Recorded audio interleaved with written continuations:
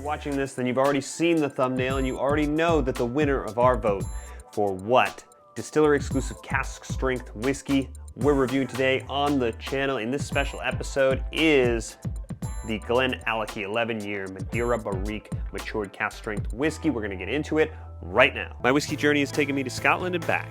I've explored whiskey education, tastings, and distilleries from Islay to Speyside.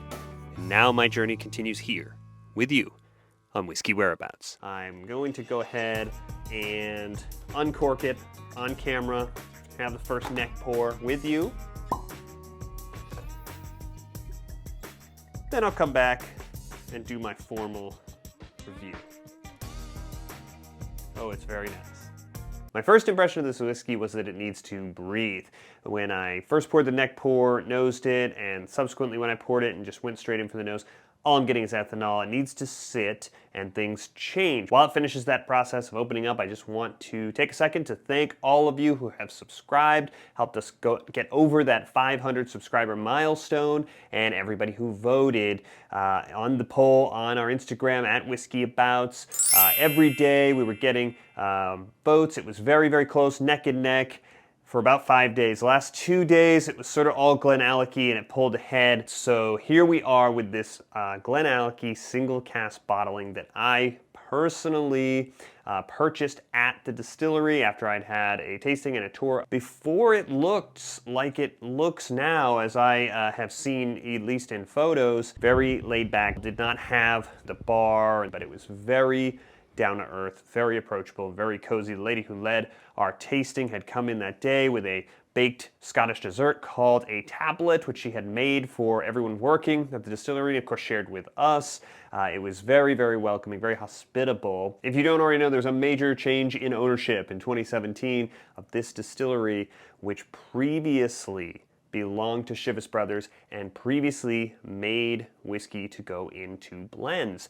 And Billy Walker, who is known in particular for his work with Benriach and Glendronach and Glenglassaugh, sold his interests in those distilleries to Brown & Forman and then used the proceeds to buy GlenAllachie. So they started distilling in 2018. When I was there, less than 2 years ago, they only at that point had recently crossed that 3-year threshold where what they had in the warehouse that they had distilled themselves was no longer spirit and it had become whiskey. But we're still waiting for that whiskey to age. So some Bunnahabhain fans in the comments had made the case and pointed out that Billy Walker is sort of aging and finishing and rearranging the stock that he inherited when he bought this distillery. We don't actually have their spirit yet in the bottle, and this is certainly not a bottle, in that it was distilled in 2010. It's 11 years, it was bottled late in 2021.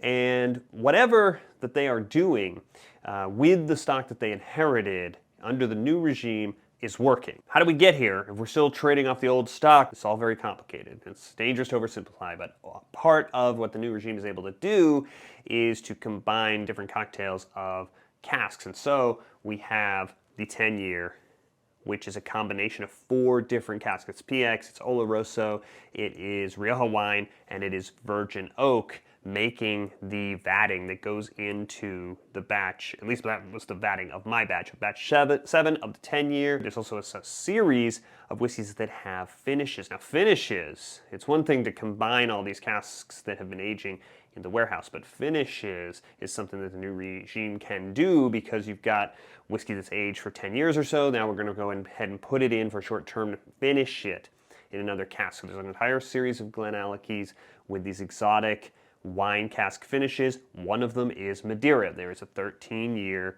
GlenAllachie that is finished in the Madeira casks. Here we have a single cask matured in that Madeira oak cask. So what we have is a whiskey that was there when they got there.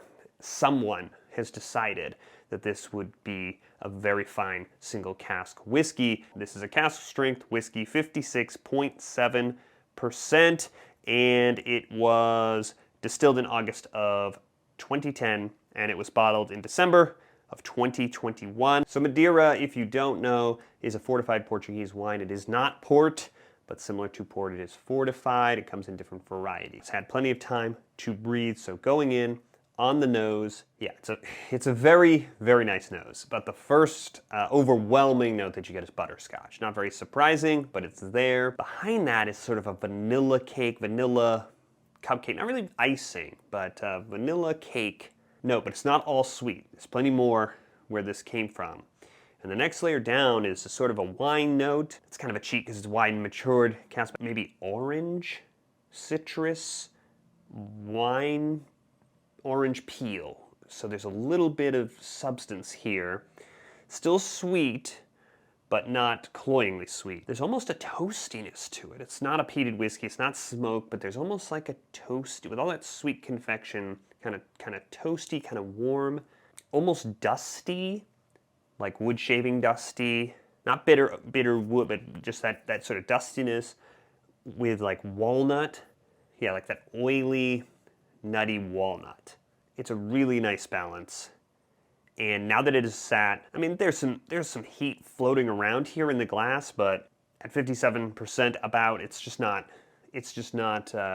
blowing me back like it did when I first went in. Okay, so going in on the palate neat. So first, vanilla. It's there in the nose, very familiar note. Then the butterscotch. Again, straight from the nose, following straight through. It's a little lively. It's not that hot, but it is lively, a little peppery, a little white pepper from the ABV probably on the tongue. Then there's definitely some toffee, and there's a fruit, a red fruit, the longer it sits. Before the finish, but the longer it's on the palate, almost like a red berry flavored candy. Berry more than sort of just straight sweet fruit or ripe fruit, like some little element of tart, just to cut through the sweet.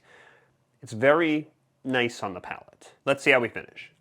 My first go here on the tasting cold, it stuck, the finish lingered longer than I remembered it, but I would say it's a solidly medium sort of finish, and starts with a big bloom, honey-soaked peach. Very peach fruit, very nice, not too sweet, and a sort of a bitter from the oak coming in, balancing it out, right? It never gets too sweet. So it's a real kind of chewy, sweet quality with enough ballast underneath that it kind of offsets it. A very satisfying finish. You want to go back in. It's really nice.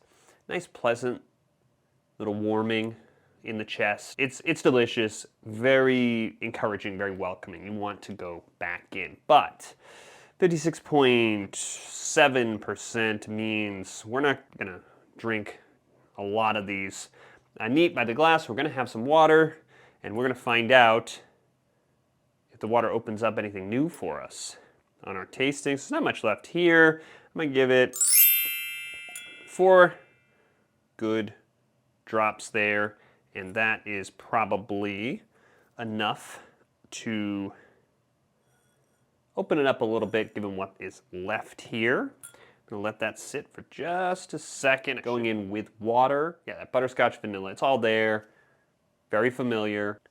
What I'm not getting is much of an alcohol bite here. The other elements that I was talking about before, that sort of wood dustiness, yeah, even that sweeter sort of fruity element, it's all still here. It's turned down the volume a little bit on the alcohol. Still a very nice sort of welcoming nose with the water. Let's see on the palate. I'm getting a lot of the same notes on my journey here with the water on the palate. Yeah, I'm getting that vanilla, I'm getting that butterscotch, I'm getting a lot of the same elements on that finish. I'm getting that same fruit element.